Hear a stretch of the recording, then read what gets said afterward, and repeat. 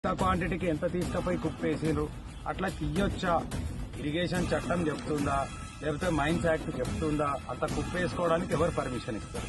నీకు ఇచ్చిన క్వాంటిటీ మందమే తీయాలి, పోసుకోవాలి, లేకపోతే వెళ్ళిపోవాలి.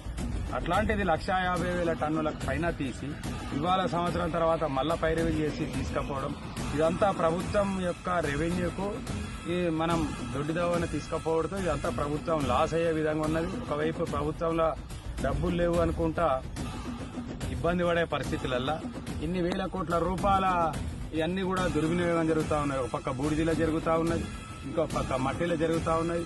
దయచేసి గౌరవ కలెక్టర్ గారు, మేము ఇవాళ సెకండ్ సాటర్డే సండే కాబట్టి మండే రోజు దాని మీద పూర్తిగా మీరు ఎంక్వైరీ చేసి అసలు దానికి ఏమున్నాయి ఏం లేవు చెప్పి పారదర్శకంగా దాన్ని మెయింటైన్ చేయాలని చెప్పేసి ఆ తప్పులు జరిగిన వాటికి మీరు ఏ విధమైన పెనాల్టీ విధిస్తారు?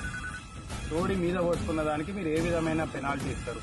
5 రెట్ల పెనాల్టీ ఇస్తారా? ఏమేస్తారు? అసలు ఎట్లా తీసుకపోవచ్చు అనే దాన్ని ప్రజలందరూ కూడా గ్రహించాలని చెప్పేసి